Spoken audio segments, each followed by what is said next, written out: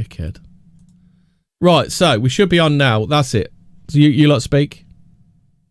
Yeah, Okay, here we go. here's me speaking. Hello. That's good. Right, there we go. Hey, we there should be we go. working now. Yeah, just Apologise to Fucking the thing. apologise to the users. Yeah. Right, can you hear everybody? Yeah. It's loud and clear. And we're Right, not finally, echoing, so half that's an hour late, we can start the show. Fuck that. New equipment to anybody who's stuck with us. Yeah. Yes. They'll never hear us first posting about Rose Keegan or the one-armed bandit. Dickhead. Right, so we Yeah. should be on now. That's it. Well, You You lot you run speak. through- Oh, hold on, I'm run through echoing those back from things. somewhere. Okay, here we Hold on, go. give me a sec. They can Yeah. only Yeah. translate Right, they're back exclusive somewhere. or... Right, Yeah. that's it. We sorted. can't hear it, so Right, that's so okay. Okay. don't just love it. Don't just love it when like one of your bits of software shits the bed just before the show, and you have to install something you've never used before. Nice, isn't it? Right. So yes, all levels are fine. We're yeah. Anyway, I just wanted to say, tonight. are we going to rehash? Are we going to try and reheat the bit we did earlier, or? It's a bit difficult, isn't it? I'll just let the viewers. I'll let the viewers know. Basically, when I was younger, I went on a date through CB radio. I arranged to meet a girl. When I met her, she had one arm. There we go. That's me done. Anyone else say something funny? Let's off here. I enjoy CB radio. You can get software radios these days, and plug them into your computer, and it scans all sorts of bands. It's very interesting. And you know what's nice with CB radios? They're even more complicated than re-streamers and microphone setups. You've got online data. It's just now, like, so you don't need, you want to restream, do you? You want to restream, do you? You don't really want to restream the audio as well, though, do you? Look, all people. Why would you want to restream the audio and the visual? I think no. Everybody wants on our show is just 2 hours of the Fortean word placeholder image, and that's it.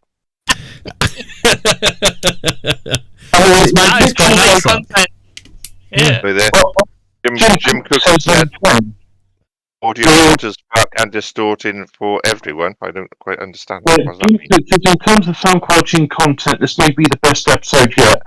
Let's just have a listen to it on YouTube. It does look like it's. I can turn it down a bit so it stops hitting the Holy Yeah. shit, the I'm mid all the time. so hot on that. Yeah. Well, Yeah, maybe turn my Oh, phone your down. Hobbit's mega Cook's got hot. his audio. Yeah. Coming in hot. Right, listen to it now. I've just adjusted the audio a bit. We should be. Are we crystal clear now? Yeah, it sounds fine. Roger, It sounds Roger. fine. I hope anyone's got an issue. If anyone's got an issue, check your own. Jim Cook sound says, in settings. terms of sound quality and content, this may be the best episode yet. Hemi, you're blowing up the speakers. It's way hot. Is it? Try it now. How's that? Oh, does it sound better now? Gonna blow your ears off. I can. Now I've got everything going in the right direction. I can sort everything out. Now I've got all the pipes together, like that pipe game that you used to play with. That Just you need used to to play on your lubricate it. phones. Yeah. Yeah, I can do Angry anything I Birds, want mate. now. Now I've got the basics done. I'm fine. So That's good. Your audio's coming through nice and clear now. There we go. Right, are we all the same? It was sort of worth the level? wait. In which case, welcome to our very first stream of 40 words. It's only been You know, we're 205 new. episodes. I feel like We're I feel like a virgin again. we're a new show. We've never done this before, so we've still got a few teething troubles to sort out. But we will be talking dear. about all sorts of Fortean subjects in the weeks to come as we do this brand new podcast. Should we talk about the 14 subject of programs not being intuitive? That would be a subject for another 40 words. Maybe yes, yeah. I think we're The going to link do between Nephilim technology and humans' well, ability to use it. I've actually got something in the pipe for that. But I think we're going to talk about the big feats of Britain, aren't we? The And big why feats is it of called Britain. big feats? I mean, I Bigfoot think feats. it's a dumb term, but there we go. Don't because some people try and tell you that Bigfoots is the plural, don't they? Big Well, is feces. it if you have more than one pointing device on your computer, is it mouse or mice? Mices. Mises. Do you know That's what why I Mises? said pointing Oh. device. That was a Who says Hanna-Barbera cartoon, says? wasn't it? Who says potato though? Americans do.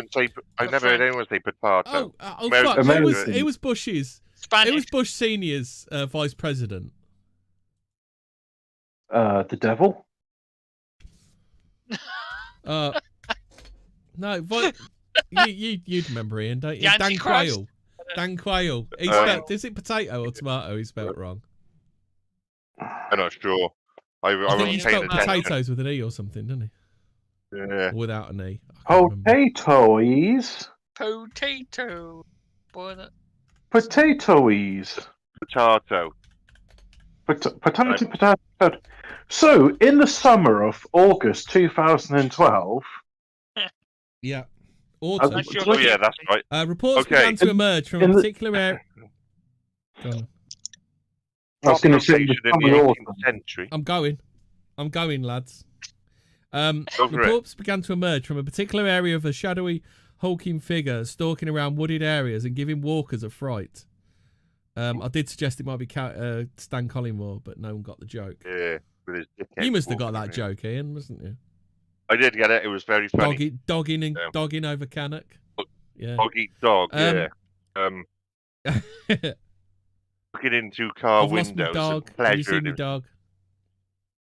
Yeah. shooting his hot load over over the car door. Oh, Yeah, everywhere. The excitement of bucket what of he was wallpaper seeing paste. inside. Yeah, he's like a plasterer's radio.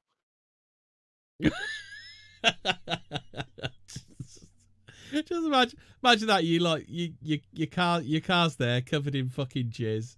Everyone's coming round from the church the next day. They see all the jizz up the side of your car. Yeah, he knew what you were doing the night before.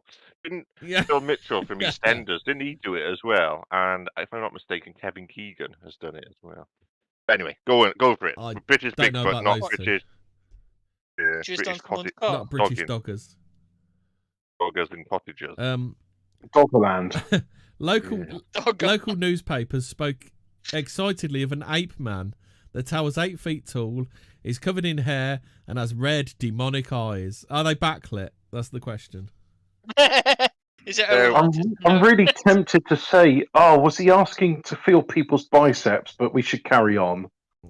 The thing is, though, when we weren't broadcast. If it's some sort of spectral flame that lights them, why doesn't it burn their brain? Who said they Or do they got a have a brain? decent heat sink between the brain? We went through this when we weren't broadcasting, didn't it? So Yeah. we thought we were. Mothman has them, so does Bigfoot.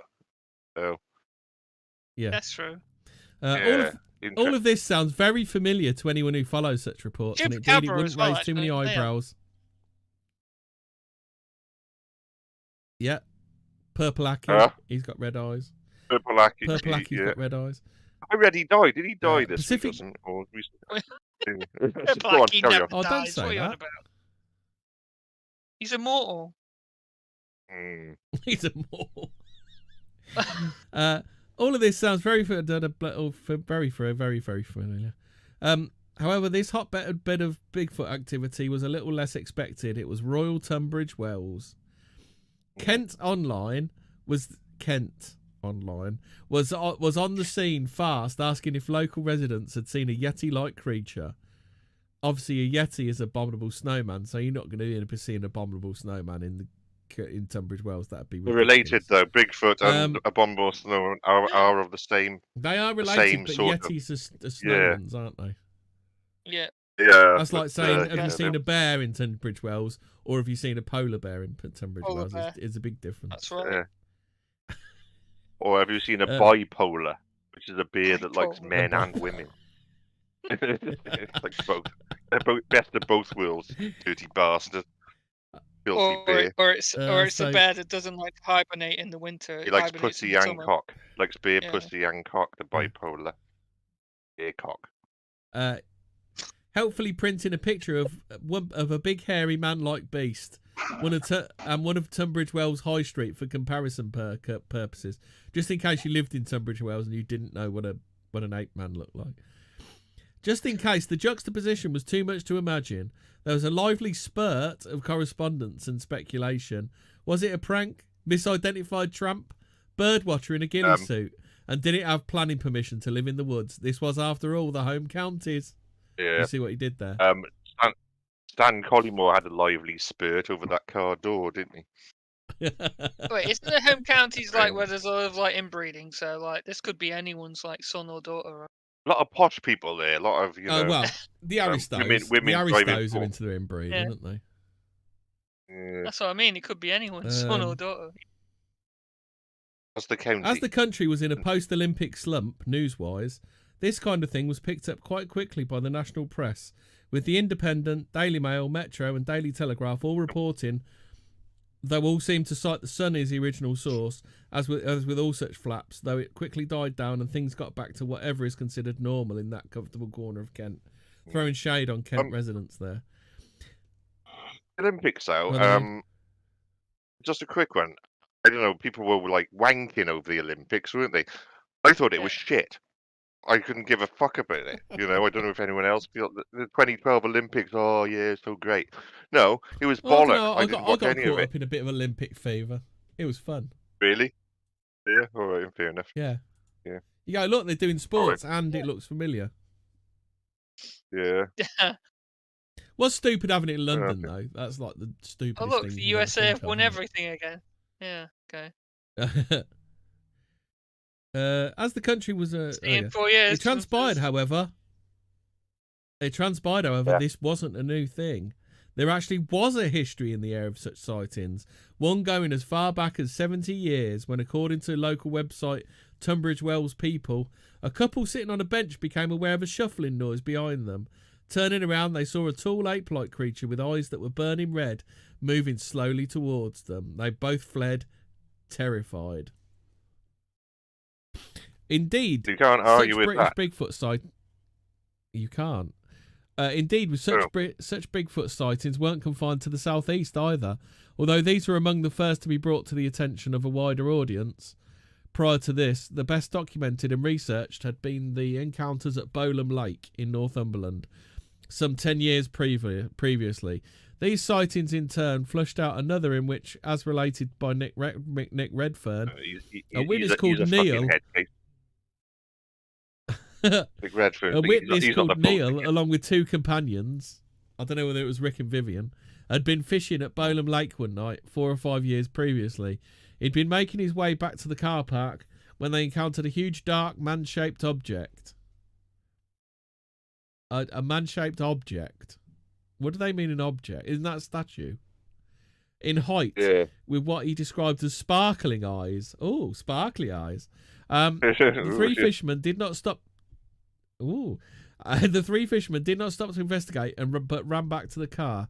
Neil went on to have further encounters in the following years, and this, in many ways, marks the start of what's become known as the British Bigfoot phenomenon.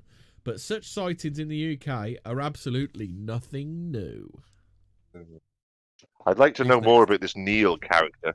It's Hobbit next, isn't it? Yeah. It's no surname, and he sees Bigfoot a lot. Anyway, Hobbit, are you going to go wild in the country? The archetypal European wildsman, the Wodwos, has a long and venerable tradition. I'm only just hearing about the Wodwos now. And on the British Isles specifically, there's a traceable... It is a hairy man. It is historically a hairy man, European hairy man type creature. So I think it's kind of you might see it in carvings and things like that. It's very much in the vein of a Green Man. Yeah. Oh right, fair enough then. So I probably just knew it as Green Man then, because I mean I've heard of gnomes and other little people, but it was actually Woodwows. Yeah, but yeah. So the Woodwows, the Wodwos. There's a traceable line that mentions, and here it mentions Fortean Times episode 318. It's important to note how more than one position of significance wild men in medieval times, apart from being putatively part of the physical fauna, or it was co-represented, or that was purely natural and uncivilized, as opposed to God-fearing civil society. It's worth noting that wild men weren't feared so much as held as an example of what men can easily become without the stabilizing influence of scientific and social progress or of religion. The latter frequently being cited. Where would we be without scientific and social progress? Where would we be? This guy's a functionalist. The science. You got to trust the science, bro. It's the primary reason man had been placed above the beasts. Was this Emil Durkheim's alter ego then? Was this what he did on the weekend? We're kind of looking at this now from a bit of a supernatural type angle, isn't it? Rather than a physical, just ape man. Isn't it? That's coming into this, which is what I'm finding with British Bigfoot. But yeah, it's not too bad. Good stuff. Well, the way they travel is supernatural. So as with isn't Wildman's not being a woodworth amazing? As with the Wildman's cultural cousin, the Green Man, many of the earliest references are found in churches and ecclesiastical literature. Psalters, elaborately told and illuminated book of Psalms, litanies, and almanac of saints' days often detailed depictions of flora and fauna, and some vividly portray the woes. An early example, the literal Psalter from Lincolnshire. Whenever I see like the P there, I'm like, well, you're supposed to pronounce it, right? Yeah. So like, why would you put letters in a word if you don't want people to pronounce them? It's not like to catch out spies, like, you pronounce letters that aren't supposed to be pronounced. You're not one of us. Get out of here. Silent letters are racist. So the literal Psalter from Lincolnshire, which is circa 1330 AD, which is also year of our Lord, pictures one seemingly running on all fours, a detail it appears to share with the Queen Mary Psalter, which is from London circa 1320, which shows one in battle with Queen Mary used to run around on all fours. A detail it shares with the Queen Mary Psalter. Is that before or after Shadow got off? 1320. I thought Queen Mary was later, like the Tudor and Stuart era. She might have been. I can't remember all the Henry days. But anyway, the Queen Mary Psalter. Queen Mary, isn't there? The Queen Mary Psalter from London 1320. Wait, Queen Mary? Are they referring to? Are we talking about that one? Are they referring to Queen Mary as in the mother of Jesus? There's probably a number of them, though, isn't there? So, late, however, they are more commonly pictured standing erect, covered in hair, apart from the face, hands, and feet, wielding a club, and in many cases modestly sporting a fig leaf. They make appearances in literature too. In Sir Gawain and the Green Knight, line 721, the eponymous hero encounters woes that wound in the Canaries. Woes that wound in the Canaries. Woes that lived in the rocks. Okay, I don't know how old English for rocks is. Yeah, why not say that in the first place then? The hills, the mountains. How is old English Canaries? Well, anyway, around the area we now know today as the Wirral Peninsula, not far from Chester, where Bigfoot prints were reported opposite the Broughton Beach of Waitrose. Broughton branch of Waitrose in 2020. So for all we know, woes may well wown in Wallasey to this day. That's easy for me to say. Yeah. Bigfoot shops in Waitrose then. Yeah, so that would be the Tunbridge Wells Bigfoot, wouldn't it? That would Hemmy. Yeah, I'm about to say, is that you? Am I Woodwose? Is that what you're going to ask? Are you going to ask him? I'm a Woodwose. Maybe he pops in and maybe he enjoys their sandwiches.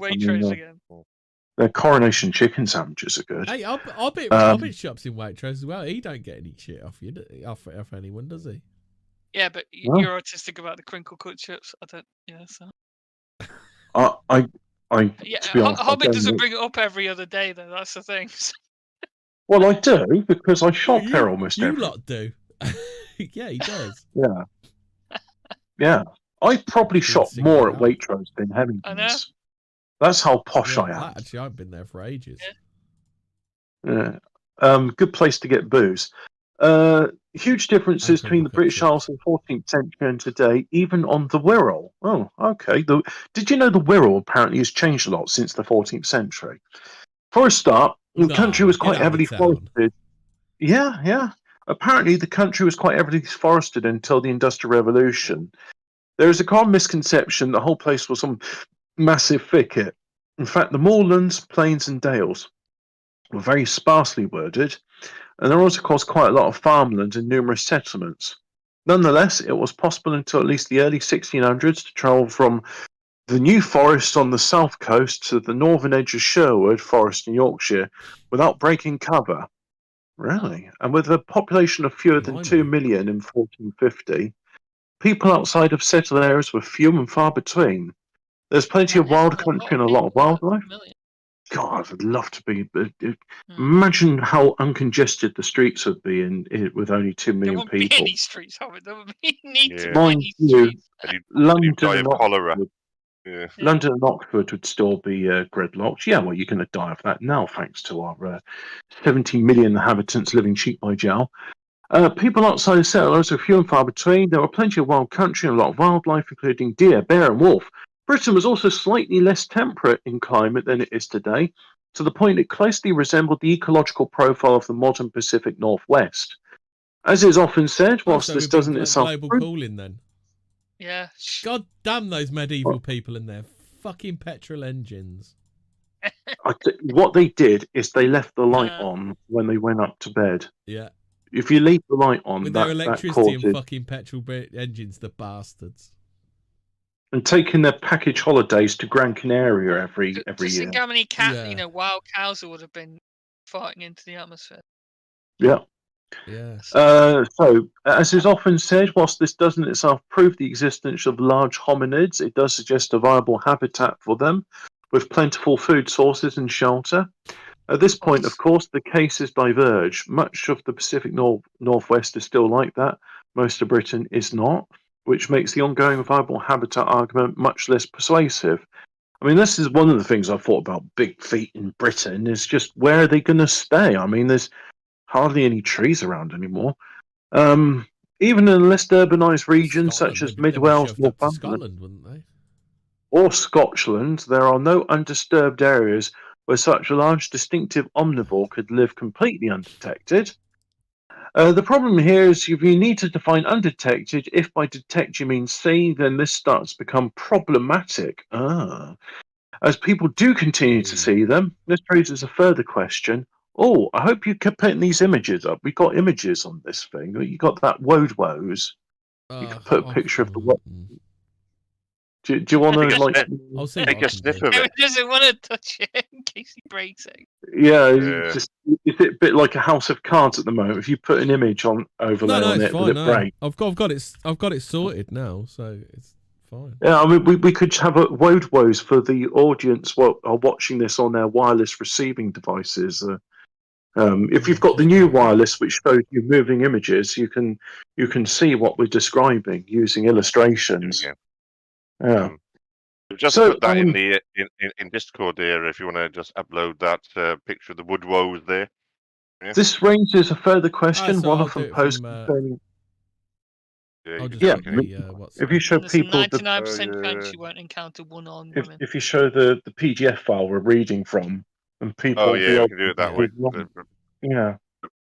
People know we're cheating then. They were reading it from a magazine instead of. One often posed concerning. Well, people can tell by the cadence of my voice I'm reading. One often posed concerning Fortean airs of interest. There are actually more sightings these days, or is it just that more people feel sufficiently confident to report them? Yeah, and shall I carry on doing anecdote and evidence? That's my bit. So I'll go on to that anecdote and evidence, and then we'll rotate. So yeah, that's interesting, though, isn't it? So there's been more reports, so people are more confident to report them, or there's more bullshitters who want attention. You know, there are a lot of people telling lies. Anyway, surely just not with the TikTok generation. Nah. I was just going to put a pin in your theory there, because the thing is, now Jeremy Beadle's no longer like, you don't get 250 quid for each video you send, so Oh there's yes, no I point. remember that. Damn it. Oh, You've those Been were the Framed best was times. better than YouTube, because where are you going to Was. earn 250 quid on YouTube? Yeah. I'm sure the monkey drinking piss, that one, I'm sure that's made a lot of money for the person who took that. Oh, yeah. Yeah. Anyway. All right then. Anecdote and evidence. So here we go. And this is what we really need to know. Nitty gritty of it. So now, I appreciate that this may sound unnecessary pejorative, but physical evidence for British Bigfoot is very, very slim.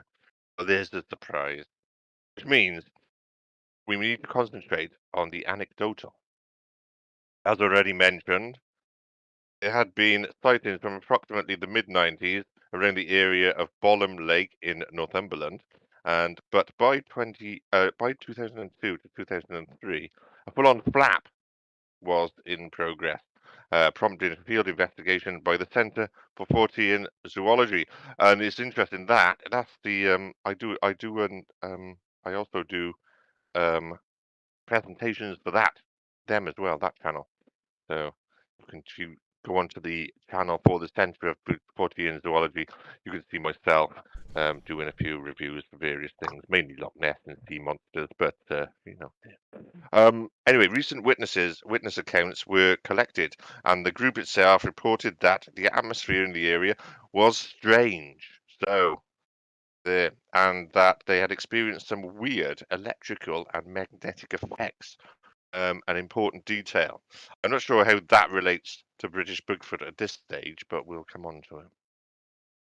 Atmosphere plays a very important Well, role in perhaps the that's the unified theory of the paranormal, isn't it? That all phenomena is really one thing. Yeah. Yeah.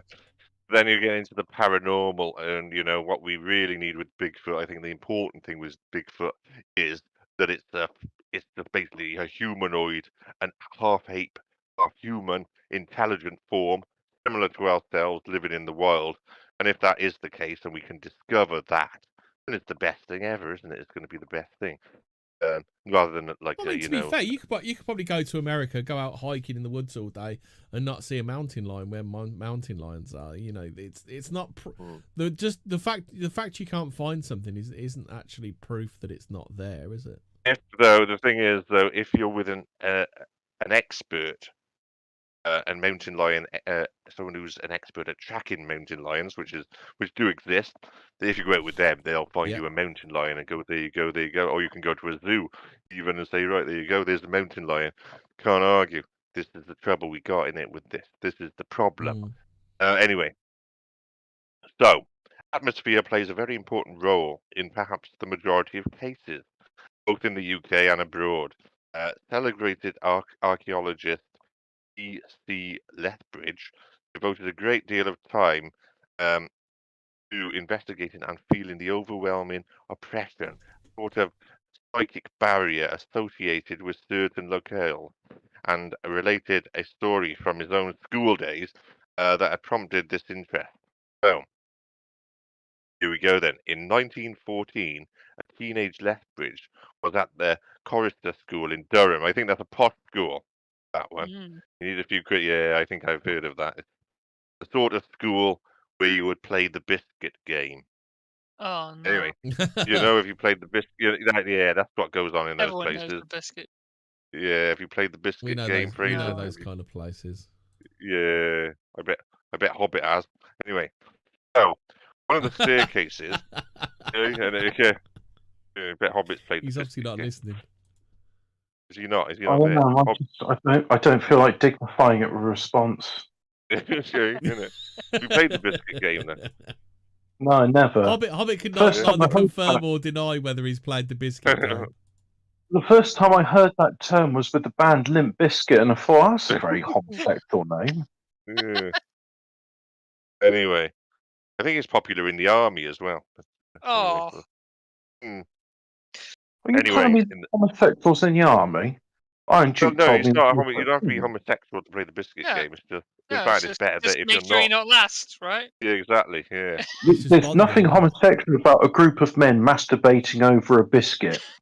And then the last one to shoot And the off loser eating it. has to eat. Yeah, has to eat it. Yeah. Nothing homosexual whatsoever. Okay then. Nope. No Anyway, sorry, Bob. one of the staircases. So we're back in the public school then. So this is where the game was played. In fact, a friend of mine, I used to know this posh guy, and he said the school that he went to was so posh that the biscuit game was invented there. That's what he said. So anyway, we'll move on.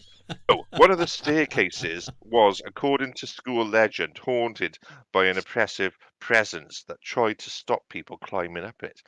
So Lethbridge and a friend decided to investigate. They encountered what he later described as a ghoul on the stairs near the common room. The two friends linked Did he mean a arms and girl? climbed side by side. No, you said ghoul. Same thing, Pushing right? the invisible. It's teenage the boys. Yeah, exactly. Pushing the invisible but entirely tangible presence up 2 further flights to the top, like a rugby ruck. Yeah, rugby's popular in Yeah. those places as well, isn't it? And they play Remember some. Correlation. that, They remember that play rugby some. player They that play stuck his some. fingers at... Remember that rugby Oh, player that yeah. stuck his finger at people's Yeah. bums? Do you remember him? I know. Just like that. He did as well. And the drinking games that go on after the match. Could you imagine anything worse than a rugby player's ass? I just Oh, just the thought of my No. fingers going Oh. anywhere near a rugby player's ass is just why? I knew a rugby um, team. I knew a rugby team, and one of the things they would get a sock, which was worn by one of the players during the match. And they put the sock over the pint, and then you'd have to drink the pint I mean, through the sock. Oh, And oh.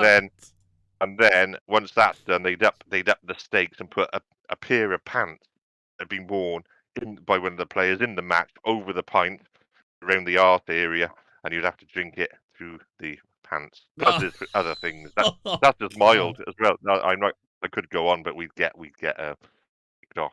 So yeah. anyway, where are we? Oh, like a rugby ruck until they reached the very top step, when the ghoul suddenly materialised, albeit still invisible. I'm not sure how that works. Wait, Behind what? them. Yeah, Okay. so the ghoul it can't be. materialised, but Yeah, it was. but It's there, but it's not. They could feel it, couldn't they? Yeah, They but it could can't feel be the a ghoul. ghoul. It can't be a ghoul, can it? Because ghouls hang around graveyards and eat corpses. No, that's a zombie, isn't it? I'm not sure. What's a ghoul? What is a ghoul, actually? No, it's a ghoul. Yeah, A ghoul is a zombie that's what creature, right? Oh, it's right, a okay. zombie-like creature, Yeah. but they hang around graveyards and eat corpses. Yeah. No, it's not when you put the ball in the net in football. So this bloke's Oh, no, not that's a even clever goal, isn't it? No. Anyway, okay. Then, so what we're gonna Might be a do? girl. Yeah, not in those schools. It's all boys in those schools, isn't it? All boys and biscuit games. That's what goes on in those bugger public Someone's school. got to take it isn't for the team, right? You know. Yeah. All boys school. Exactly. It's like prison. Anyway, Maybe he had to pretend to be the girl. Yeah. Yeah. Here you go. A ghoul Yeah. is Anyway. an evil spirit or demon in Muslim folklore, apparently, believed to plunder graves and feed on corpses.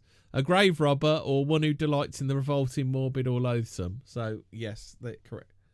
Oh, hold on. Apparently, according to Wikipedia, it's Arabic now. Like, ghoul isn't even ours anymore. Just graveyards and human flesh. Ghoulish of them. yeah. Oh well. Mm. But what does it look like then? The ghoul. What does the ghoul look like? What's kind of form? You know, we know a ghost is like a ghost is like a thing They're with kind a of sheet zombie-like. over its head. Wasn't there an old black and Right. white film called The Ghoul? It was with Boris Karloff, and Hammer remade it, and the ghoul was more of just a general guy who was sort of basically dead and wandering around. Oh, right. It's an anime character. Anyway, okay then. So the ghoul pushed them back down the stairs and losing it at approximately the point that they'd first encountered it. An exorcism of the whole wing followed not long afterwards. But one room was missed, a small bathroom. You may ask how all this is relevant to the subject of British Bigfootery. Well, Not long after the exorcism, a master sleeping in the bedroom adjacent to the unexorcised room dreamt of feeling it's like a dread and So oppression. it's like a demony. It's like a demony hunched over zombie type of thing. Yeah, a bit of an amalgamation of a few different things. But yeah. Yeah. Cool. Anyway, so the unexorcised room, he dreamt of feeling dread and oppression and of a large, hairy figure coming out of the bathroom. After further exorcism, the presence moved into a passageway outside, and this is the theme that will reoccur. So again, going into more the supernatural on this. Charmaine and Edinburgh Health. How do you have a like big hairy presence felt? Just rub up against. Well, I've got a picture of Grandpa. I've got a picture of Grandpa Munster reading Playghoul. And where's his right hand? It's one of those things, isn't it? It's just like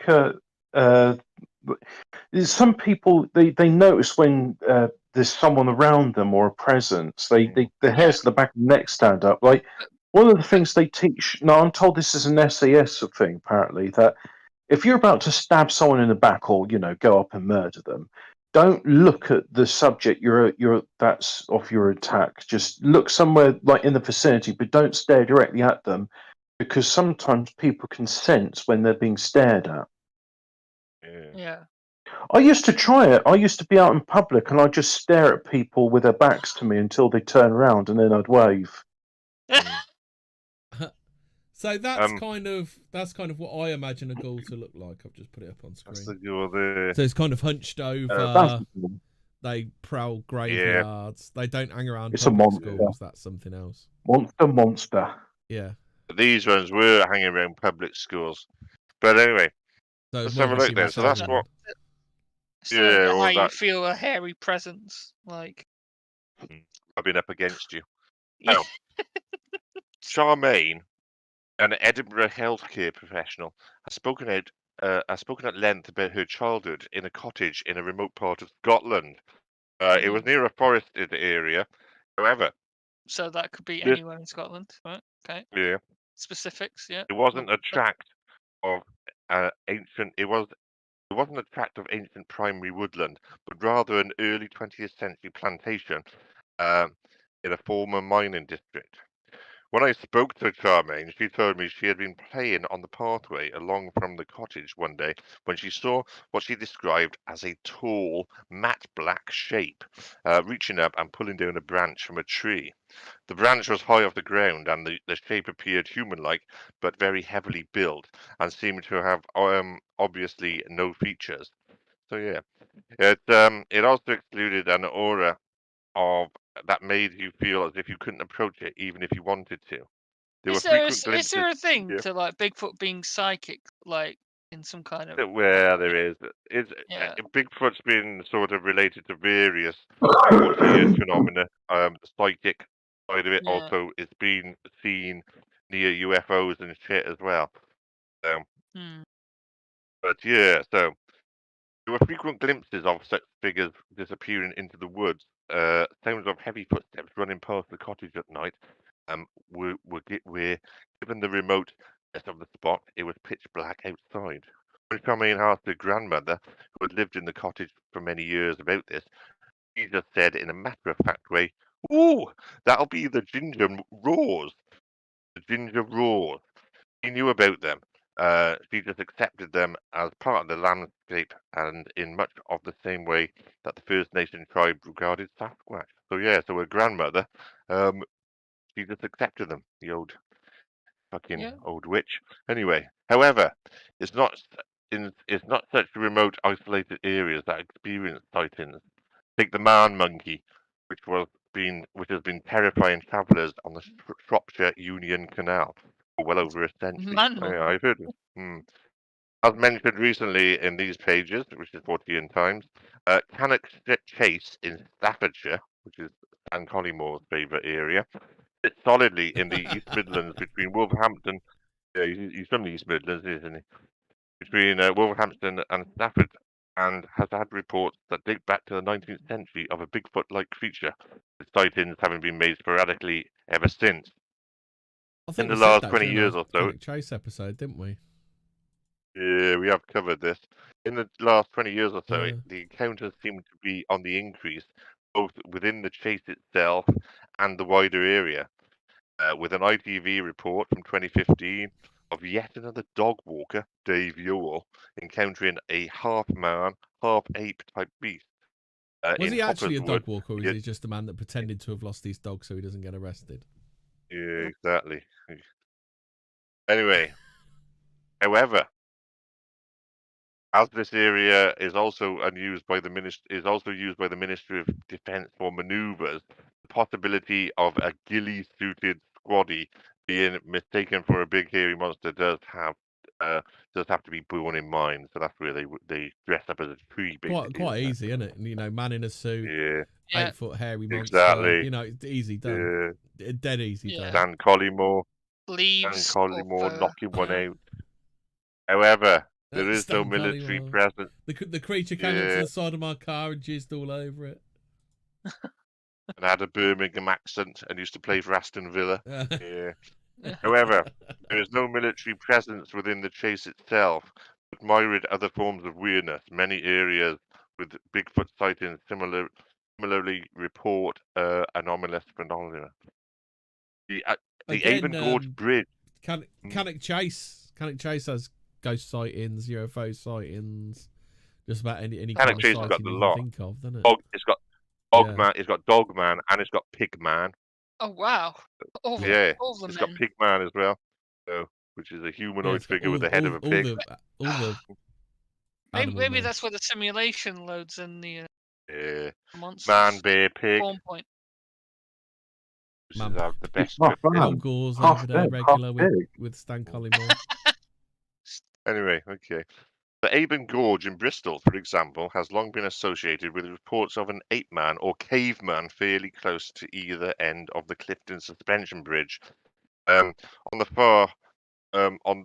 far north Somerset side lies the top end of Ashton Court and Lee Woods, which has a long tradition of shadowy figures and people reporting feelings of foreboding.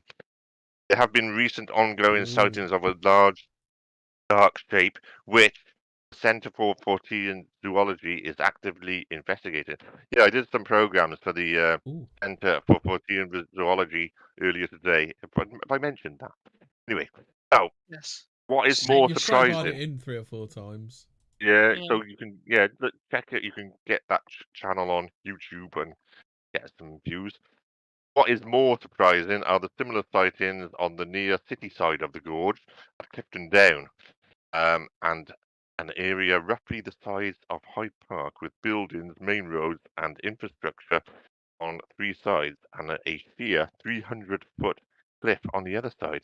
It is heavily used at all hours by joggers, picnickers, revellers and inevitably dog walkers. Here we go again. Plus it hosts we go. Stan Collymore. Plus it hosts regularly it hosts regularly large-scale events. Did you know? Do you know the origin of the term dogging, Ian? I thought that's what it was, where people would say, "Oh, I'm just out walking my dog." If the police. That's it. Yeah, they take a dog lead with them, and then they pretend to have lost their dog when the police turn up. Yeah. Why have you come everywhere? Why is there jizzle over that car? Yeah, why have you got your dick out? Remote and untrodden, isn't it? But I was trying to. You could say, well, I'm trying to attract my dog with a sausage to try and get them back. Waving a he really likes out. chipolatas. Yeah, so that's why. Oh, fair enough. On your way. And anyway, so remote and untrodden, it isn't, and yet the CFZ have recently received reports from here too. Back on the north Somerset side. There's lots of other stuff happening as well. Where have I heard that name before, Ian? Yeah, well, I'll tell you about that later. So send you some links. We're actually doing a Christmas episode, which I can actually do on this channel at some point as well. But we'll come on to that. We'll not go on about that. Yeah. So, recycle material, isn't it? Use it.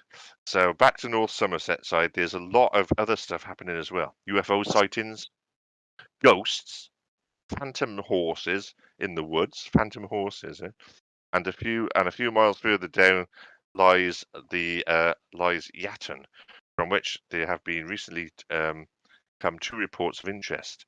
In May 2018, a passenger on a train approaching Bristol from Exeter looked out of the window and spotted something large in the middle of the field walking. It was walking kind of hunched over, and I could tell you it was a big black figure, is what the witness said. The sighting lasted a few seconds, but a few fields further on, the witness spotted a couple, you guessed it, walking a dog a similar distance away from the train. Struck by how much smaller they appeared in comparison. Have there been a few reports of cars covered in ectoplasm? Exactly. That was a couple that time. No, it wasn't just Polymore by himself. He must have had an accomplice.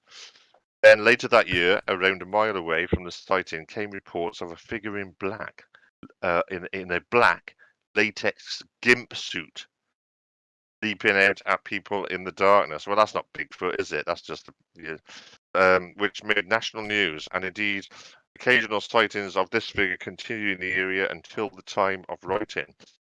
Once again, the whole area. They caught the Somerset gimp, didn't they? Did they? They caught him, the dirty bastard. Yeah. Yeah. Once again, the whole area has a vision of odd occurrences, strange lights, roads that create a palpable sense of foreboding, and all of which conforms to another aspect of the puzzle. So there you go. Definitely activity going on. Tell you what though, I saw a gimp mask with a dildo attached to the forehead in a sort of a unicorn type configuration. So I never wondered, like, how does that you can head fuck someone if you want to fuck someone with your head. Is how that would work, I suppose. But anyway, a that's unicorn ride. Hey, a unicorn ride. Ah, right, I got you. Yeah. Free But anyway, unicorn rides. Exactly. Get on it. Get on there. Right. So there you go. That's that section done. That's like that Sir Mix-a-Lot songs. Jump on it. Yeah. So are you convinced yet? Is there a British Bigfoot by looking at that evidence? I do have a theory about where they live, because the thing is, they're able to travel in and out of reality. And in America, it's sort of bit easier to understand because there's all those massive cave systems. People get, especially children, get kidnapped and lost all the time.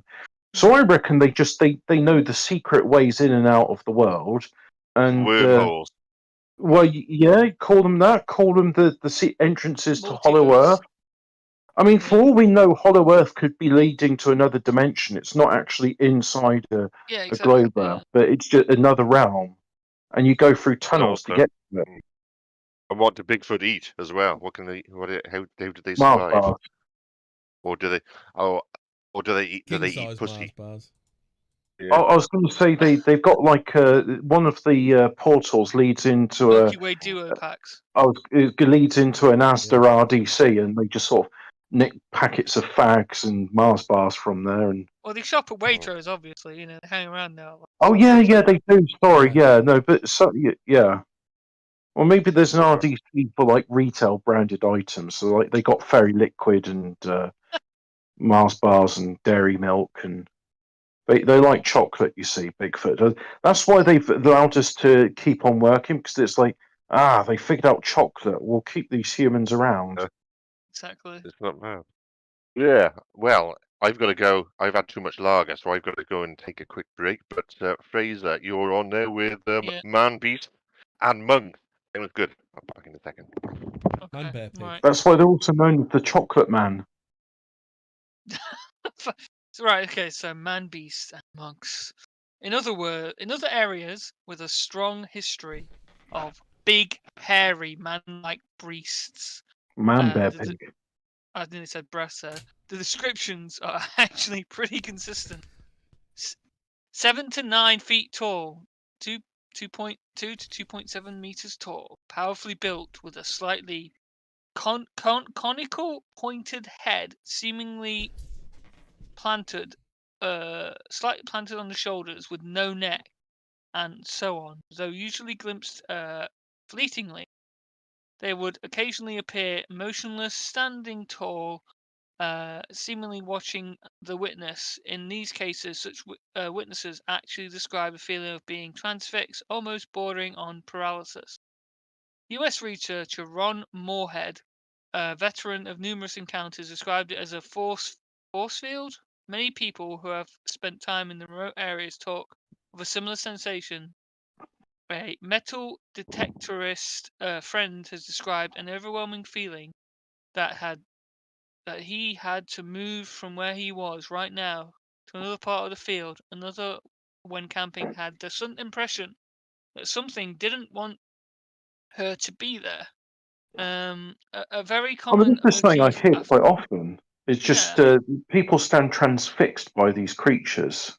yeah, well, yeah. I guess because you don't really see a 7 foot tall gorilla, do you? You know, very often.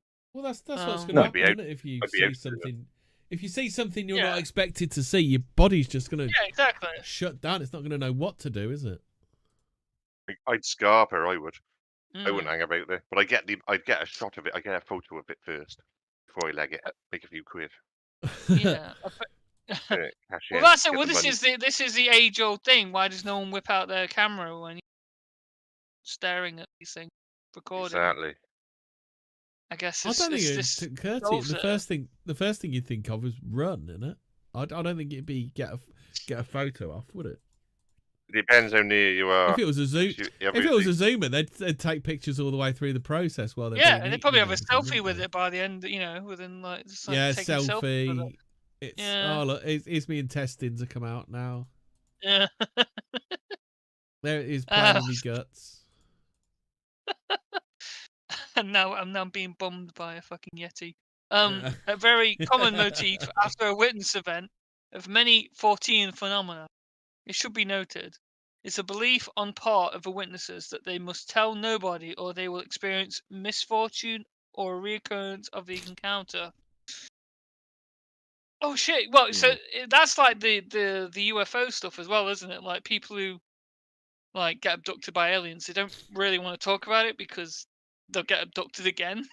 I've heard that But before. some of Actually. them do. That's, Some of them do, though, yeah. don't they? And normally, when they Mm. talk about it, there's normally an anal probe involved, which Yeah. seems to be a reoccurring. No, not for old theme. Barney Hill. Really? Barney Hill, Love- they irradiated his fucking bollocks, didn't they? Burnt all his Oh. bollocks, didn't they? He burned his bollocks. Yeah, you know Singed Betty and me. Barney Hill, don't you, Ian? Oh yeah, I'm familiar with them, but I don't take them that seriously. Yeah, he's got Hashtag radiation believe burns or all be over his Barney bollocks. Hill. Okay, so where is it? The misfortune occurrence of the encounter, as noted by Andrew Green in a Haunted Kingdom. This in turn, also by witnesses of another form of age-old manifestation of one of the roots in the Romano-British era, probably long before. Consider this description: a 7 foot tall, imposing black figure with a pointed head and a distinctive oppressive aura, glimpsed fleetingly or worse, immobile and staring right back at Oh, you. not an However, oppressive aura. Do you mean like when the Yeah. Romans rushed up to the shore, say, fuck off, we're full? that's why they didn't conquer Scotland, because Yeah. obviously, you know. Racist big feet. Yeah, that's why. That and the Ninth Legion Yeah. got eaten, didn't Yeah, Is probably. it sort of like when they go, And that he was a sort of Bigfoot. pops into their tents when they're camping and growls, "You're not welcome here." Yeah, they took one look at Yeah. the Scottish and one look at the big feet, and they're like, yeah, we'll just we'll build a wall now. Yeah, we'll just wall Yeah. the fuckers in. They can eat each other, right? Because that's Obviously one of the the rumours Scottish of what won, happened to the you know? Ninth Legion, isn't it? Yeah. That's one of the rumours of what happened to the Ninth Legion. They got eaten by the Scots, didn't they? You know, it's Bigfoot, and they blamed it on the Scots. You know, that was it. Yeah. So, okay, so what was it? Consider the description, blah, blah, blah. Worse than mobile, staring right back. However, this time it isn't a description of Bigfoot, but one of Fred, the notorious black monk of Pontefract. Yeah. In fact, if you look at many black monk ghost accounts, They describe entries that are prenature. God, I can't even read that. Preternaturally. Preternaturally, that's it. Whatever that means. Tall, physically imposing, and physically frightening. Their cowls creating the illusion of a pointed head. Occasionally they have red glowing eyes. More to the point, there are many reports of them, and they go back centuries. St. Mary's Churchyard in Hendon was a well-known example, as does Black Abbey in Sussex. Hanham Abbots on the outskirts of Bristol, and many number of post-dissolution monastery ruins. Although some also appear at sites without any apparent ecclesiastical links, as noted by the author and researcher M.J. Whalen.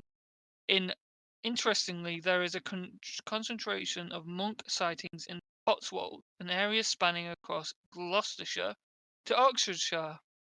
The extremely haunted village of Prestbury claims to have a black abbot appearing the churchyard many times. Another monk appears in Wickham on the spiritually named Monk's Walk, where one witness saw one on his way home, a monk walking towards him. Okay. The significant about the area is that it's been continuously inhabited for a long time, certainly since the time of the Roman occupation, 1st century AD, has a rich archaeological heritage, and crucially hasn't been overdeveloped, and so has retained much of the original character and topography. There have been many discoveries here of remains of Roman British settlements, villas, temples, sacred sites, and in this last there lies a clue. Many churches were built on the existing sacred sites, many of which in turn were built on near springs, streams, or rivers.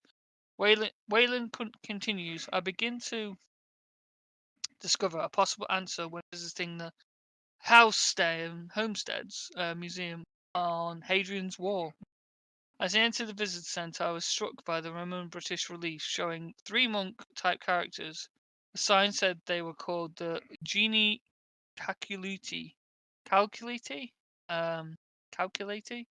I wanted that'll to do. know who were the mysterious monk-like characters on the relief, and how were they related to the Romano-British. Whalen, what is this Romano-British thing now? Jeez, okay. Is that how we're? It's this modern day Romano-British? Yeah, I do Romano-British and shit. Yeah. Can we acclaim that then? Can we just say we're built Romano-British now? Wall. Look at me, I'm the Romano-British now.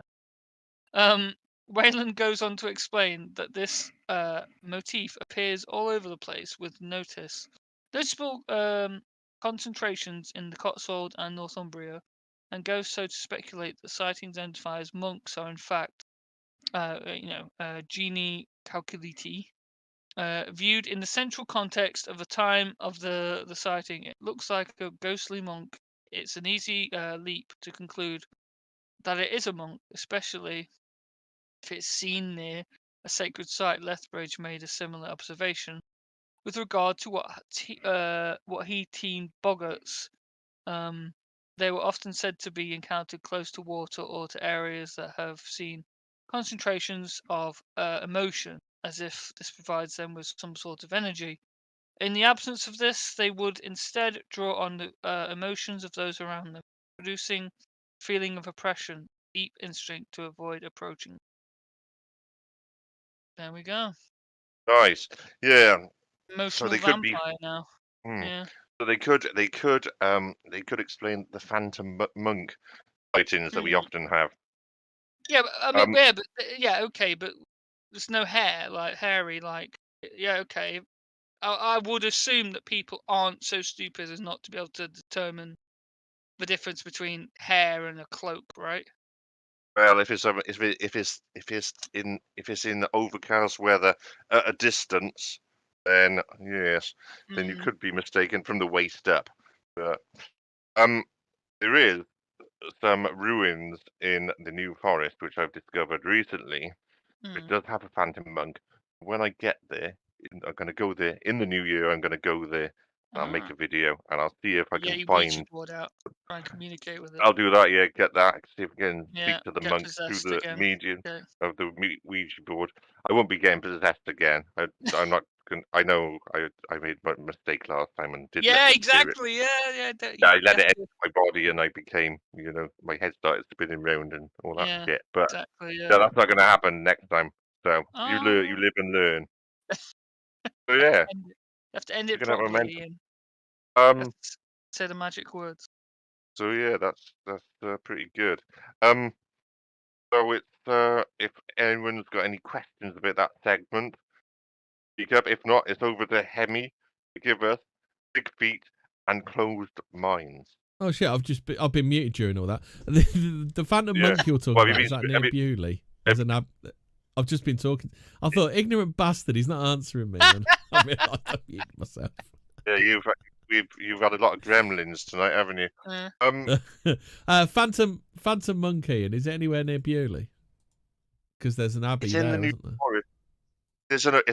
It's quite a ruined one. I can't remember actually. Let me tell you now. I did make a note of it because I thought I was just going looking at the urban exploring channels on YouTube. Some of them are quite good, where they go to haunted places and shit.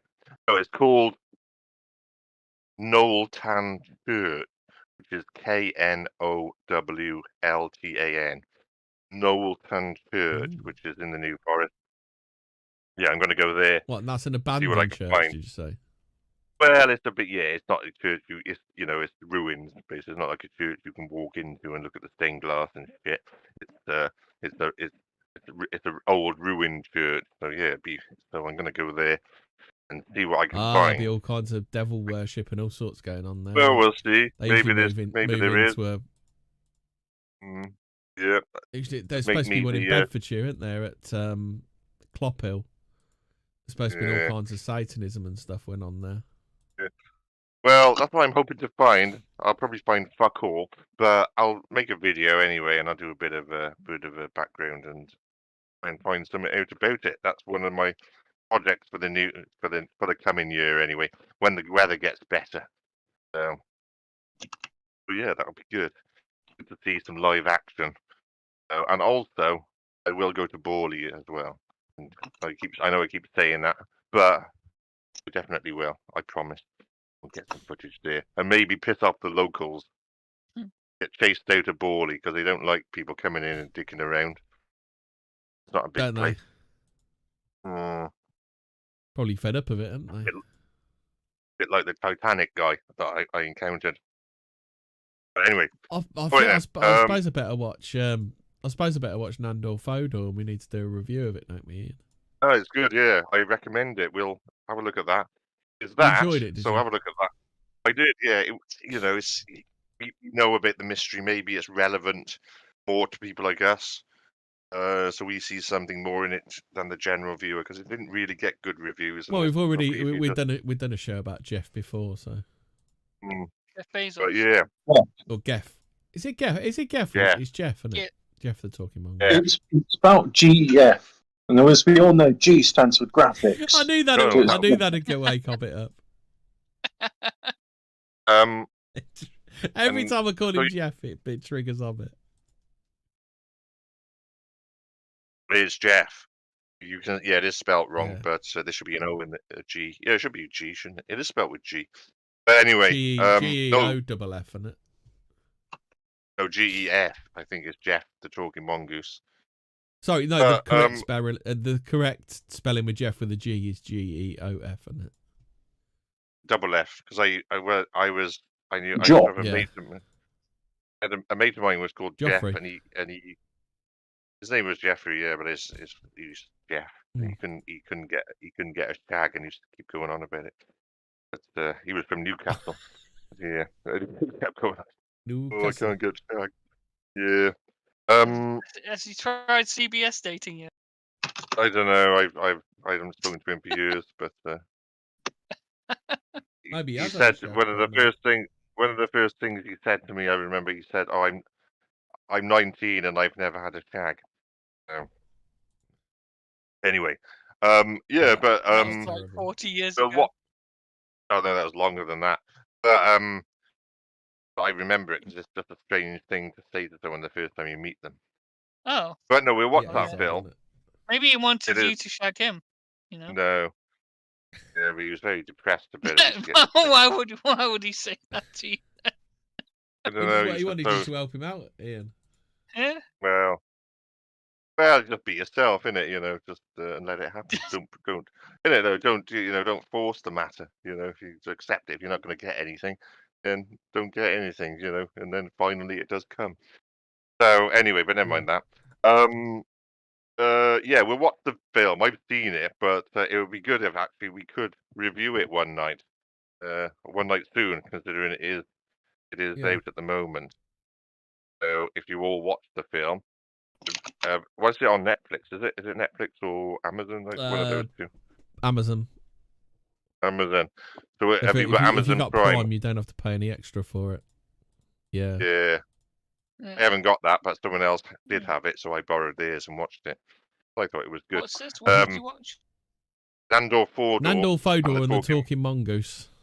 Yeah. Oh, we keep recommending. Yeah. Hobbit. Yes. Have you seen Nandor Fodor and the Talking Mongoose? No. Are you going to watch it? It's got Simon Pegg in it, I bet.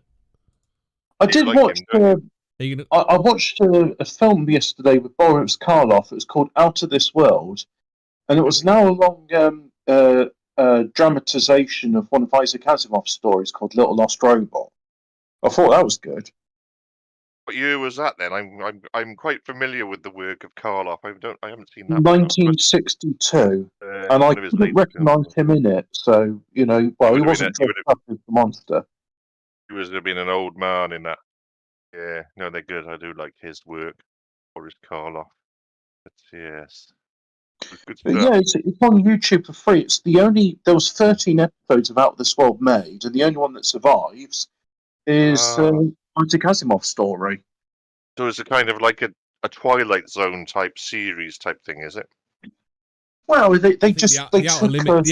like the Outer Limits, because the Outer Limits was straight up science fiction, wasn't it? Well, that was the thing. It was just they took 13 different sci-fi stories from the fiction, dramatized them, and I thought it was very good to see. I mean, the thing is, all of Isaac Asimov's stories, they're stories about the golem. So at some point, maybe we could get Vincent Bruno on to talk about golem. He's a cultural expert on how to program clay. You ever watched the Outer Limits, Hobbit? I think that's that they use. Yeah, I only watched the 90s remake. I remember there was an episode called Sand Kings. I remember the episode where the Earth was moving away from the sun. It was getting colder and colder. That one. There's also, I don't know if you're a fan. Are you a fan of Ray Bradbury, Hobbit? There was the Moon of the Half Mistress. Yeah. It's Fahrenheit 451. That was one of his stories, wasn't it? No, that's one of his stories. That's what I'm saying. That was one of his stories, weren't it? No, Fahrenheit 451 was written by Ray Bradbury. It was one of his stories, weren't it? Yeah, I thought you meant that was a TV series, an anthology TV series. I thought that's what. I thought it was good that they did it as a film, because who's going to read Fahrenheit 451? It's best viewed as a video with reading whatsoever. The irony of nobody reading Fahrenheit 451. Yeah. What you reading for? Yeah. Yes, not what are you reading. What you're reading for? So, Hemi, when you're ready, we'll you read that last bit, the Big Feet Closed Minds, which I think will conclude the article. Big Feet Closed Minds. Yeah, Big Feet Warm Heart. Yeah. Fast forward to this century, a much more secular society. Interest in Fortean subjects has increased, and what were once distinctly niche subjects have become rather more mainstream. Was that a boo, Hobbit? Boo. Secular. The rising profile of the rising profile of cryptozoology is a good example, and Bigfoot has always been front and centre.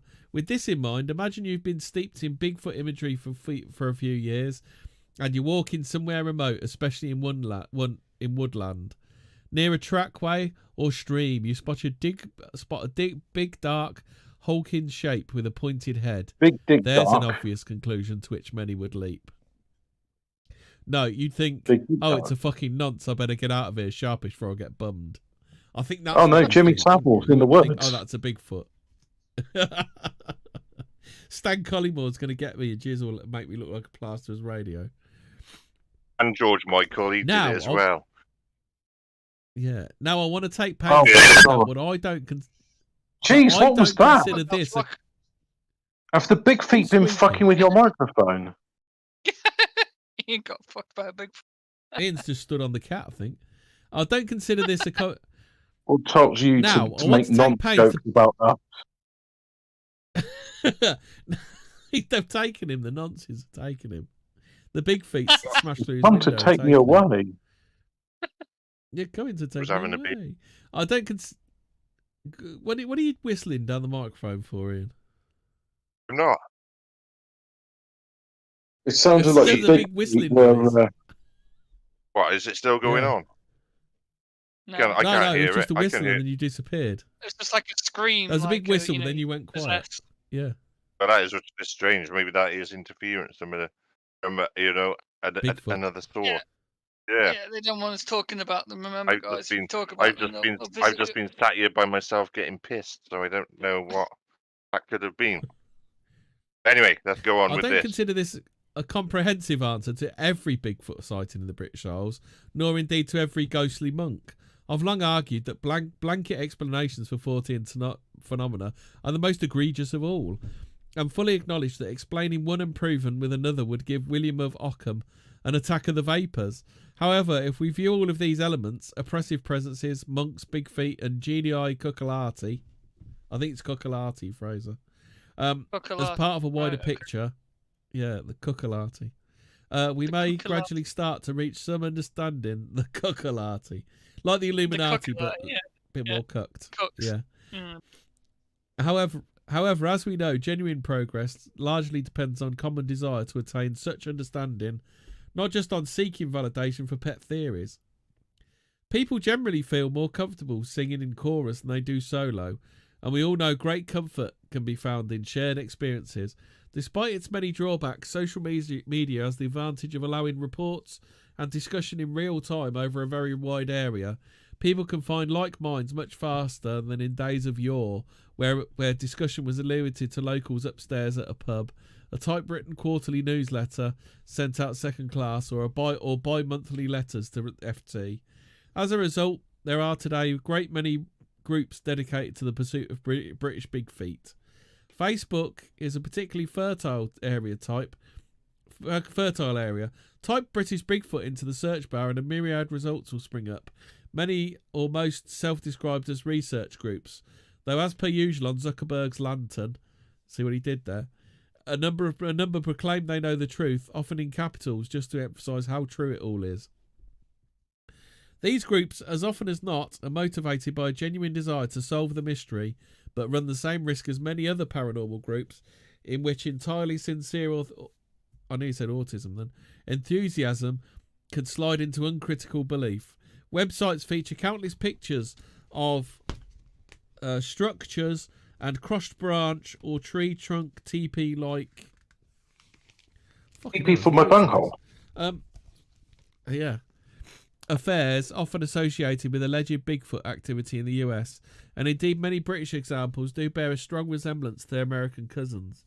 However, many appear to be little more than fallen branches, piles of sticks on the ground, I believe they're called faggots, or in the case of larger, more elaborate constructions, are situated in areas frequented by walkers or scout troops, or even in municipal parks.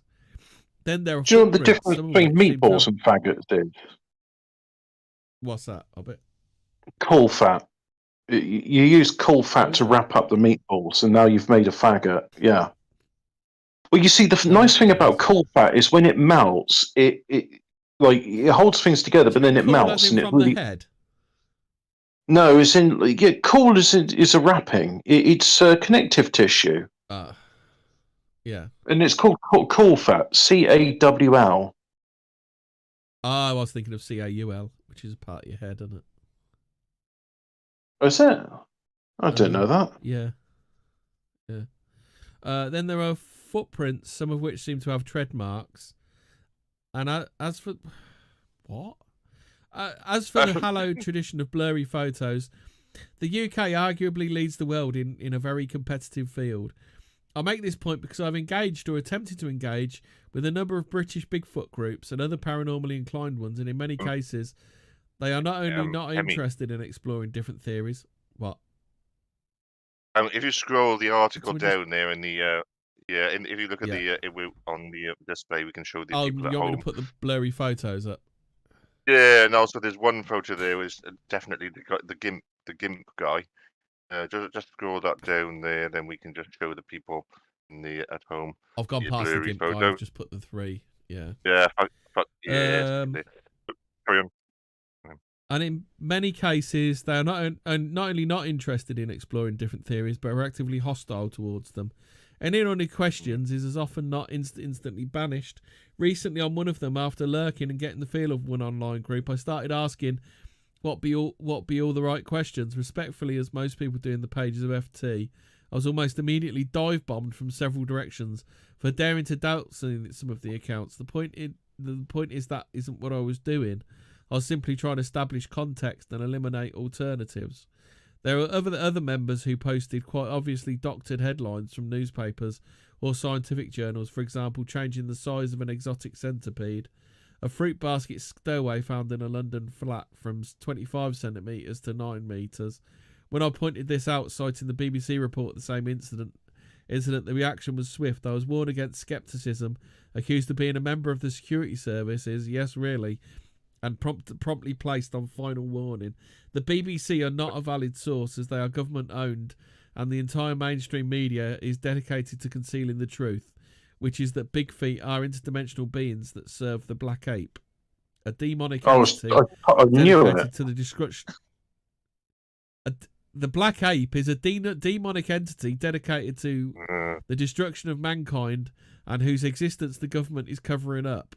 My protestations that I was trying to engage on behalf of FT raised hackles even further now. I was definitely MI5, and it was me banned forever, as well as it's well known the FT is published by GCHQ. Well, they lean pretty left, I'll give them that. The whole subject of British Bigfoot has taken on a UFO-like fervency among its proponents, and they will only accept one explanation.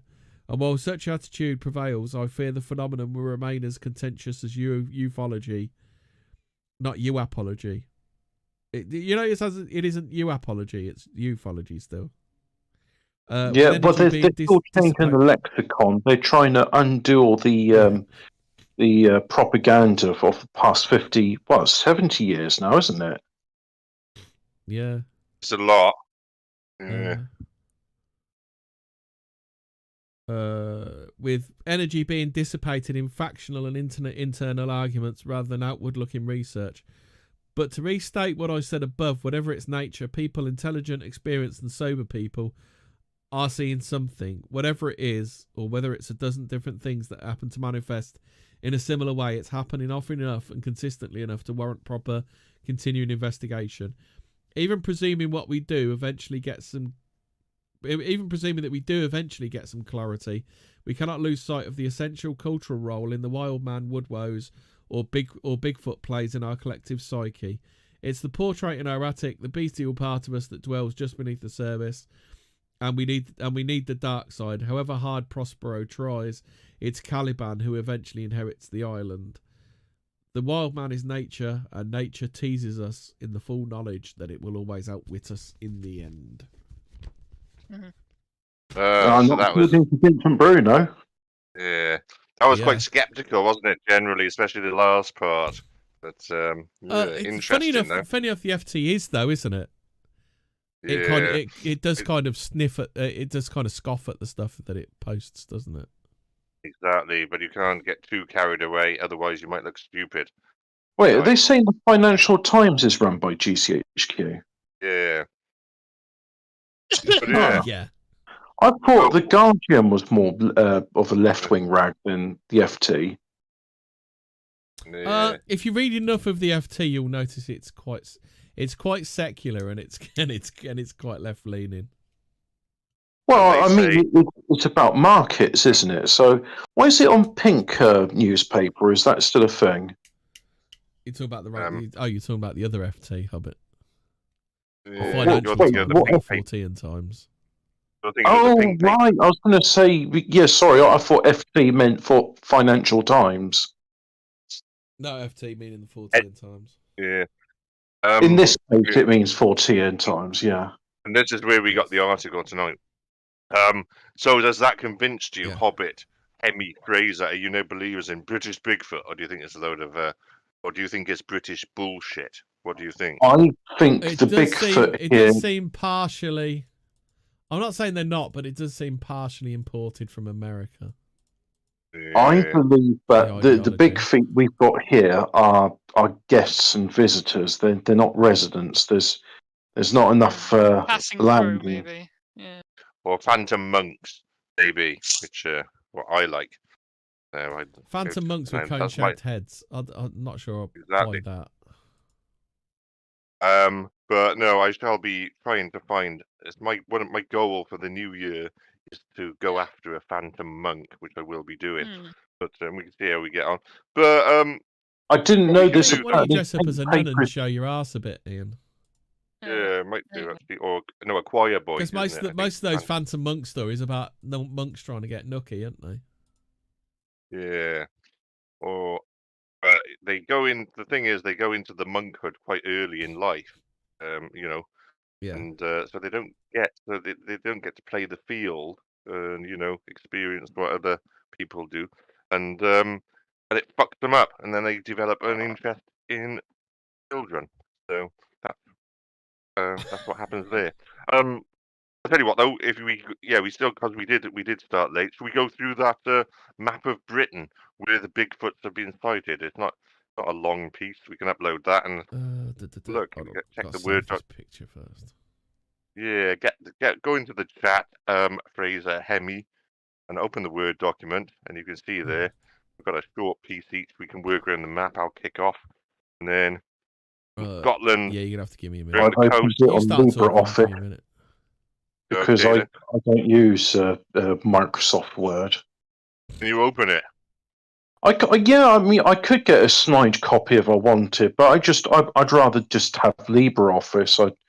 I prefer it. Yeah.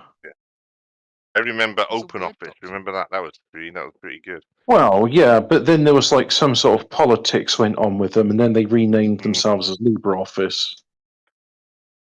Who's Oh, working is that what tomorrow? happened? Yeah, that's why OpenOffice got renamed LibreOffice. There was Right. I wouldn't talk know in the what project, but OpenOffice is no longer developed, so LibreOffice has become the de facto standard now. Nice stuff. Yeah, so yeah, it's pretty good. So yeah, but we'll see.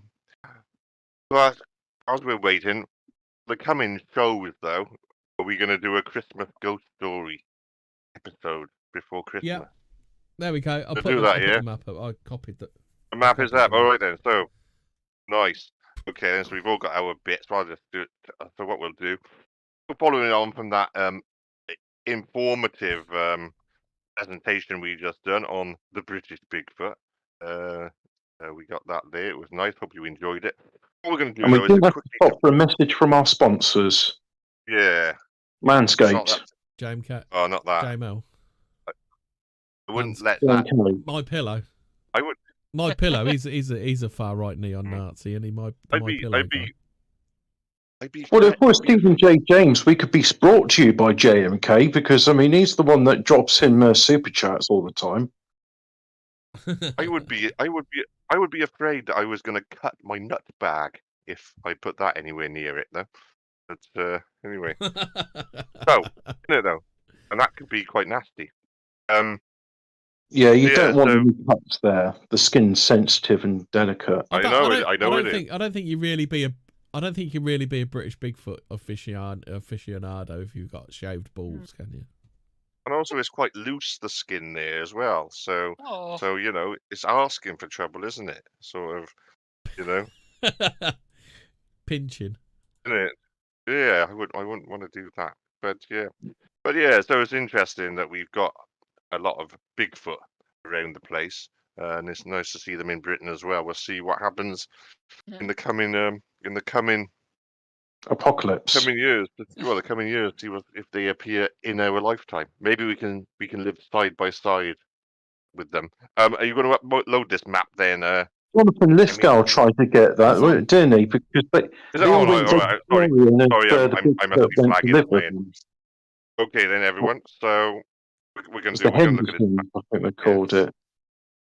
If we have a look at the map there, then obviously there's so there's a lot of Bigfoot around the country, and there's Bigfoot there. There's stupid face. Apparently, Chaos 243 says my pillow's a fucking ace. Apparently. Yeah, I've got a My Pillow. What's it? Okay. Oh yeah. Oh, they're good. Right. I prefer my pillow. My pillow funds racism. He's literally Hitler. Yeah, well, that's why I got a My Pillow, but it's a bit too hot for my liking, so I stick to my buckwheat pillow. Is it My Pillow Biter? Anyway. Oh, all right. What we'll do is start in Scotland. Scotland. Top of the map there. Top of the map. I'm still not seeing the map on YouTube, but maybe I'm a bit behind. But anyway. Okay, so what we got there? So skip it forward. It's up. I've seen it. Yeah, I'll refresh that. So let's look at Aberthenny Forest in Scotland, 2012. See, there it is. Scotland. Yeah, in 2012. That's up your way, isn't it, Fraser? You're Scotland, isn't it? So, in 2012, a former primate keeper and his brother witnessed a 7-foot-tall ape man eating blackberries in Aberthenny Forest. He described the creature as looking like an old bonobo chimp with a flat muzzle and an upright gorilla's body. So that's what we're seeing there in 2012. The work down then. What's so a work bonobo look like? I'm not sure. I'm sure it's some kind of monkey. Maybe what's it called? Orangutan, something like that. The Galaxy S2, for whatever reason, it said you really want to search bonobo apes. Like occasionally I press the button in the middle and it's like, search assistant, example, search bonobo apes. I was like, why does Samsung care so much about bonobos? Or is it bono apes? The weird dark glasses why and... Why are they calling them bonobos now and not just chimps? Because we just used to call them chimps. I never heard of that phrase. Maybe chimp is not politically correct. Anyway, the chimp is like a stupid person, isn't it, as well? Anyway, let's work down then. Okay, I worked down from the right on the map. So we got Walksop Road, Sherwood Forest, 2013. In 2013, a man was driving along Walksop Road at about 4:50 p.m. when he saw two figures standing just within the trees. He described the big one as being male, about 6'5" tall, with a weird-shaped head like a chimp and a human face. The other figure was about 3 feet tall. That's not very tall, but looked the same sort of thing as the big one, having a chimp-like head and a human face. They were both covered in brown hair. Let's just move on to the next one, which is Loscar Wood near Sherwood Forest. So in 2014, around 11. Can I just say, in Nottingham, can they just call a few more things like Robin Hood this and Robin Hood that? Because there just aren't enough things called Robin Hood in Nottingham, are there? Is it like their equivalent of Martin Luther King Boulevard? Yeah, or Brian fucking everything. Oh, Jesus. That's all right. That's all right, but not every other fucking shop called Robin Hood this and Robin Hood that. Yeah, when you've got nothing else to identify yourself as, you know. I heard a rumour, though, Nottingham. I heard a rumour in Nottingham that it was something like 5 women to 1 man. I don't know if anyone else... There, then. And I remember, I think it was like that a long time ago. Was that saying more about the Nottinghamshire? No, it's 5 Pakistanians to every woman. But at the time when you were going to choosing your university or polytechnic, then you would think, I think I'll go to Nottingham and get like lots of shags there. Never mind about the course. Do you remember? It was about 10, 15 years ago. They put the the postcodes out where you're most likely to get burgled, 5 of them were NG postcodes. True. Yeah. Sounds about right. Anyway, okay, then that's good. We're still in Nottingham, Yeah. which is Loscar Wood, near Sherwood Forest. So around in 2014 at around 11:15 p.m. That's not Nottingham. Ma- That's Nottingham. Have you read the graphic? uh, Sherwood Forest, Nottingham. yeah, well, Nottingham I tell you Forest. what, Oh, didn't that's it interesting. used to be called Snottingham at one point? It used to be called Snottingham. Did back it? It's thing the is- Sherwood Right, yeah, Tottenham. It's called I'm ashamed to Snottingham. say, I got this map from the Daily Star. So this is Oh, That'll Daily explain the Star. typos then. yeah, exactly. Ooh, Daily Star. I'm surprised Isn't that because Bigfoot it's hasn't. like a communist rag? Isn't that Wankers why of the it's got world the unite. Daily Star? I'm not sure what. I'm not sure Yeah. what it is. It's worse. It's lower than the sun, though, isn't it? I was going to say, Sun what's Star, better, the yeah, Sunday moon. Sport or the Daily Star? Yeah, why isn't there a Daily Moon? The Sport is the lowest, and then the Star is the one above that. Anyway, Which has the better tits on it, though? yeah, exactly. They don't. You can't have that anymore. I The don't think they Star have don't anymore. have tits anymore, does it? You can't have that anymore. Star used to have loads You of don't tits. have Not and the mirror, okay. as I remember, being a bit left. They had the page 7 fella, didn't they? Used to have a bloke on the page 7. No, yeah. that was the Sun, the page 7 fella. Was it? Oh, I thought it was the mirror. Wasn't it? Anyway, okay, I thought whatever. it was the Sun. Well, yeah, it could have been. Was it the Sun? Maybe it was. All right then. I never read it, to be honest. Right, okay then. So, a man was driving home after a day's fishing, passing woodland, saw a huge hair-covered figure standing on 2 legs. He slammed on the brakes and reversed to get a closer look at the creature, but it had gone. That's what happened in Nottingham. If you find someone who's a bit weird on the road, do you slam your anchors on and just bang it in reverse? Yeah, like doing No, a but if I've double got take reverse. if I've got a white van at my arse for no reason, if it's a single carriageway and a white van is right up my fucking arse, I will put the brakes on. So I just let my foot off the accelerator until they overtake me. and I slow down. I'll remember that you know, next time I'm in Reading. yeah, fucking idiot arseholes. Well, I Anyway. mean, if they're in such a rush that they're sniffing my exhaust, then clearly they want to overtake. Well, they can overtake on a dual carriageway, but if it's an area you can't overtake, it's tough shit, isn't it? Well, Anyway. look, if they're going to sniff your exhaust, it's like you're making it a danger for us, so I'm just going to take my foot off. And I got to about 20 miles an hour once doing that, and they were ever so cross with me. Then you got to a part where they could overtake. You let them get to by the side of you, then you put the clutch down and you put the accelerator down, Yeah. and don't let them. No. I want them to just shoot off and overtake me. And then shout things at you as they go in past. Anyway, Well, it used to happen when I was driving the Jag. People saw it as a challenge to overtake me. I was like, I'm not looking to lose my license. exactly. Anyway, okay then. So, what we're going to look at now, Colchester in Suffolk, which is August 2015. Let's have a look at this one. No, it's not, is it? Hang on. No, Colchester in Suffolk in June 2012. In June 2012, a couple walking along a quiet road in the early afternoon when they saw a big, hairy man in the woods, which they described as being between 6'5" and 7 foot tall. The being was covered in hair and was strongly muscular, which could be seen. It had longer hair on its head and its upper body. So there you go. So, Hemi, Hairy. do you want to take over? Middlewoods, Ofton, Suffolk. Oh, is it in that thing? Hold on. Yeah, it is. Middlewoods is just below Colchester. I haven't even got it it's in open. there. Hold on a sec. Well, I said get it open, you know. I thought it was just the picture. yeah. I didn't realise it was a whole bit. But no, we got text as well. There's not much, considering Middlewoods. Right, Middlewoods, Ofton, Suffolk. In August 2015, a man walking in woodland suddenly became overwhelmed by a fear he wasn't alone. Yeah. On leaving the area, he heard a monkey go woo woo and an almighty crashing noise. Suddenly, a two-legged thing like a chimp in colour, but a gorilla in build, approximately 5'7" in height, came hurtling across the trail, using its long arms to knock aside the trees. He noted its arms were at least a third longer than his own.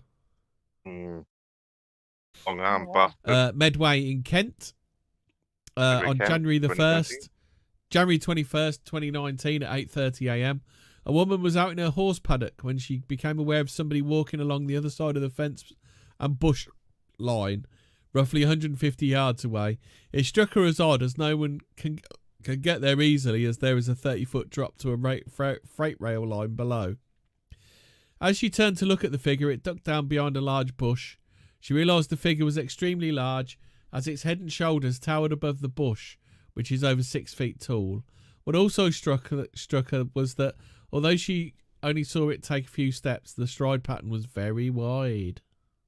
And then Tunbridge Wells, which we've already talked about. An 8-foot tall bipedal ape man covered in hair with red demonic eyes is said to have been seen several times over the past 70 years on Tunbridge Wells Common, a 200-acre wooded site which sits in the centre of town. The most recent sighting is believed to have taken place in October 2012, when a dog walker came face to face with a creature which roared at him and made off into the woods. Wow. Yeah. Definitely Bigfoot out there, isn't there?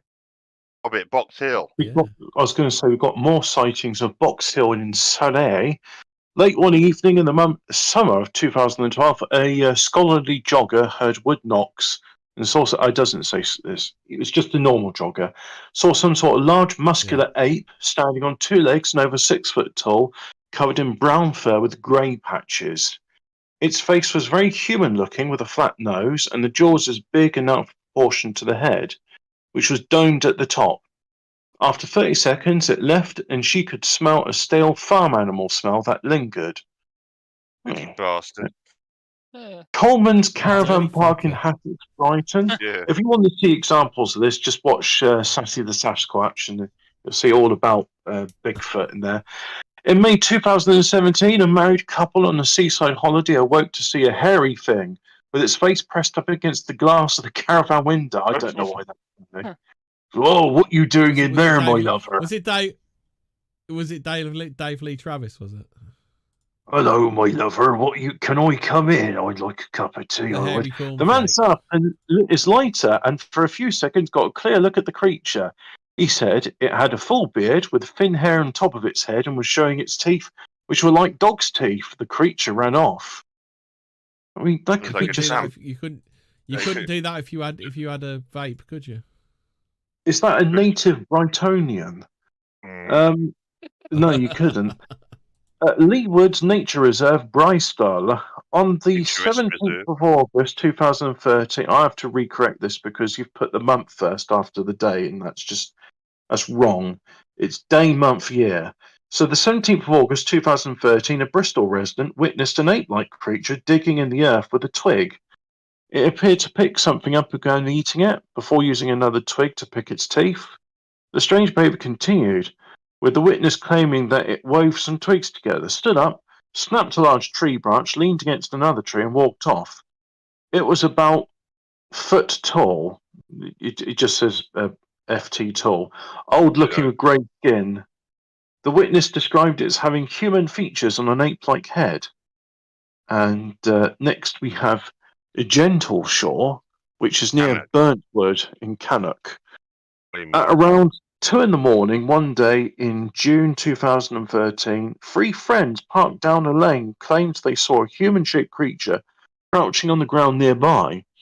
It suddenly stood straight up to a height of 7 to 8 foot and ran towards them, rustling bushes and shaking big trees. The friends sped away and could see it keeping up with them in the trees. Yeah, I've heard never heard of them. I've heard a story about a gnome which is just walking and the person's like reversing their car and doing in excess of 20 miles an hour, and it's just still calmly walking, keeping pace with the vehicle.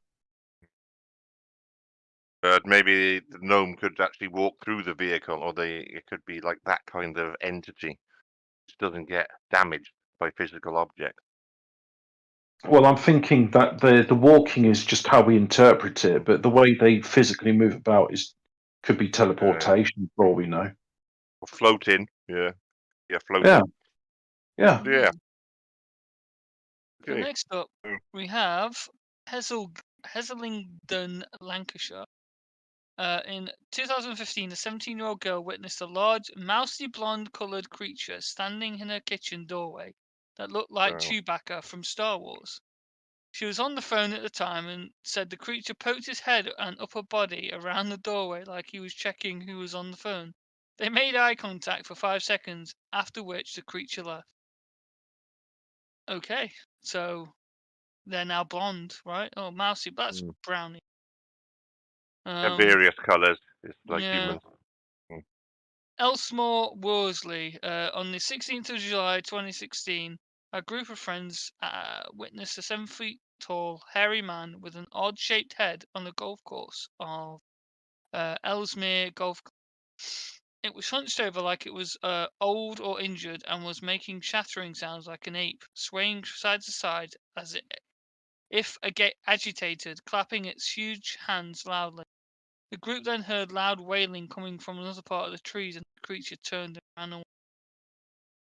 Loch Orr, Scotland. In March 2016, around 1 a.m., a woman driving home along the road runs along Loch Orr saw a deer running across the road, followed by 2 large, tall, hairy, man-like creatures. She said that one was 8 foot tall, and it was accompanied by a smaller creature that was 2 foot tall, 2 foot smaller. Chillingly, their eyes glowed in the lights of her car. So, and then we have Culloden Battlefield near Inverness. In 2015, a woman claimed that she saw a hair-covered humanish figure about 7 to 8 feet tall walk across the cairn towards the direction of the battlefield. So yeah. Wow. There you go. But definitely Bigfoot is out there in the UK. It's very odd that they're all suddenly after 2012, right? Yeah. Only recently this is. They can't all be mistaken or lying. That's the thing. Well, they can't be a prankster. They but can't be a prankster out there. Well, this smaller sample they could be, but it depends how many. Depends how many are in total, doesn't it? Exactly. I mean, well, if Bigfoot's literally like stopping by people's houses now to like hanging around in doorways, yeah, it's stuff, and going to Waitrose, then yeah, exactly. It's crazy shit. Yeah. It's a lot to think about. Well, you would have thought, right? If it starts happening more like this, there'd be like camera footage, right? CCTV doorknobs and whatever. You'd be able to get finally get an actual photo one, right? These devices do malfunction. You have to remember. Yes, and that's they do right. like to malfunction. Fields. Yeah. When Bigfoot is in the area, then these that's true. Cameras and shit, they do like to go wrong at that moment in time. So yeah, but yeah, it's good stuff. So yeah, that's pretty much tied up. British Bigfoot. So best Bigfoot. So yeah, but we've looked at the evidence, and it's for you to decide. So that's what Fortean investigations are all about. It's knowing about the unknown. Black pigeon pilders solved it. Bigfoots are just people from the Pennines. Yeah. Bit of northern hatred there. Can't beat it. Yeah, there's no need for that. I know northern people, and yeah, they're all right. Well, no, this is the thing. Like most of the sightings are in England. It's not a northern thing, is it? Like no, there's some in Scotland, and also it's like for you in Scotland. That's the thing. Right? Yeah, but that's just going by the Daily Star map. Probably the best known British Bigfoot would be the big grey man of Glen Macdui, which is in the Cairngorms in Scotland. So yeah, we'll cover that one week. Actually, there's that specific case. Sometimes it comes across as a supernatural entity, but it has been suggested, and some characteristics of the cryptid do point to it perhaps being a Bigfoot. So yeah.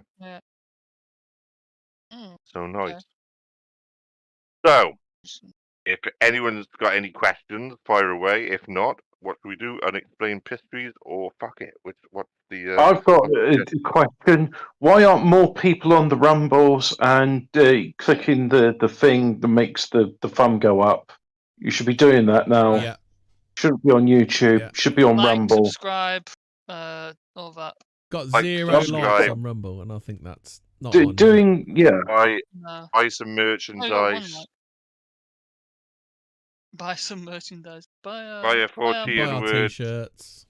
T-shirt I and fucking love it's science. I'm Professor Brian Remember Cox to buy my t-shirt. JML official branded noise cancelling headset. Don't listen to the sounds of your screaming family as you watch the football. Do don't that. burn Make plastic. make a T-shirt like saying "I was a shark sign." Burn all the plastic you want. I burn plastic so Greta Thunberg cries.